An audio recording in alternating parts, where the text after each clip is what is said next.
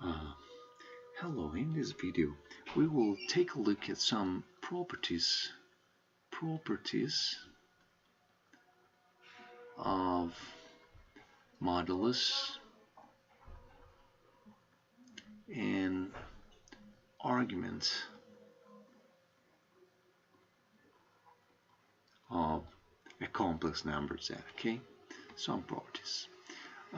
Let's start with the first property, which is well, the statement of this property is that the modulus of z1 times z2 is given by the product of the modulus of z1 times the modulus of z2.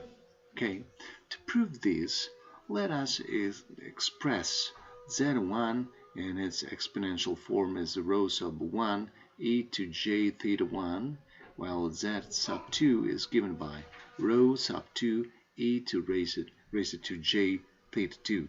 So z1 times z2 is given by rho sub 1 e to j theta 1 times rho sub 2 e to j theta 2.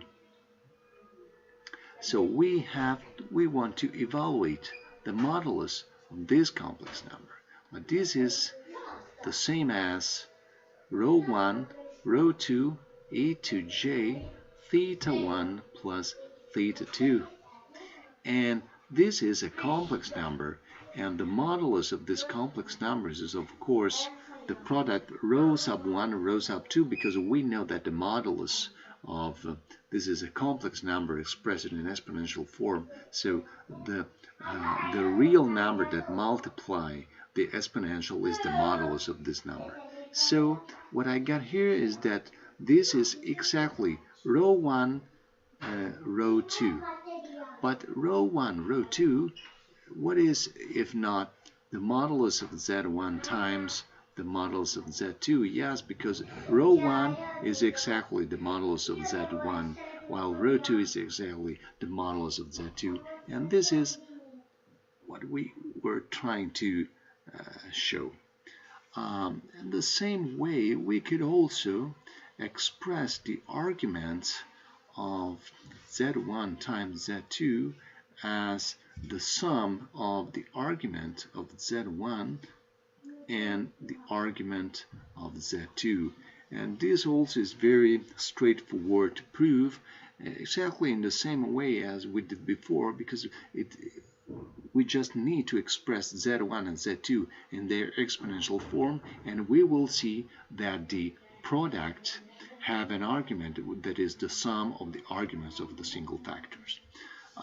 Similar properties holds for the ratio of two complex numbers. For example, the third property is that the modulus of z1 over z2 is given by the modulus of z1 over the modulus of z2, while the fourth property we want to show is that we want to state is that the argument of z1 over z2 is given by the difference of argument of z1 minus the argument of z2, and this also can be proved just using the exponential form for a complex number.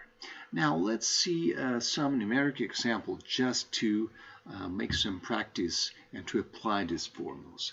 Let us given a number z that is 2 plus 2j over 1 plus square root of 3j times e to j pi over 4. And we want to evaluate the modulus of z and the argument of this number z. Okay, if we apply the formulas that we have given before, so we can see that the modulus z is given by the modulus of 2 plus 2j over the modulus of 1 plus square root of 3j times the modulus of e to j raised to j pi over 4. Yeah, but we know that the modulus of this number is 1, so what we need to evaluate is just the modulus of 2 plus 2j, which is the square root of 2 squared plus 2 squared over the square root of 1 squared plus the square root of 3 squared. and this is the square root of 8, and this is the square root of 4. So we have here 2 square root of 2 over 2, which is square root of 2. Okay, while the argument of z can be easily evaluated as the argument of 2 plus 2j minus the argument of 1 plus square root of 3j plus the argument of e raised to j pi over 4. And, well, in this case, the argument is given by the arctangent of 2 over 2 minus the arctangent of square root of 3 over 1 plus, well, in this case, the argument is simply pi over 4. So in this case, what I got here is pi over 4 minus pi over 3 plus pi over 4. So pi, of course, is a common factor. The common denominator is 12. What I got here is 3 minus 4 plus 3. And this is 3 minus 4 and minus 1 is 2 over 12 pi, which is, of course, pi over 6. And that's okay. So we saw how useful can be to use these properties to evaluate modulus and argument of a complex number. Okay, that's all for now. In the next video, we will take a look at complex sines and cosines, which is very important for the work that we have to do in the next lectures. Thank you.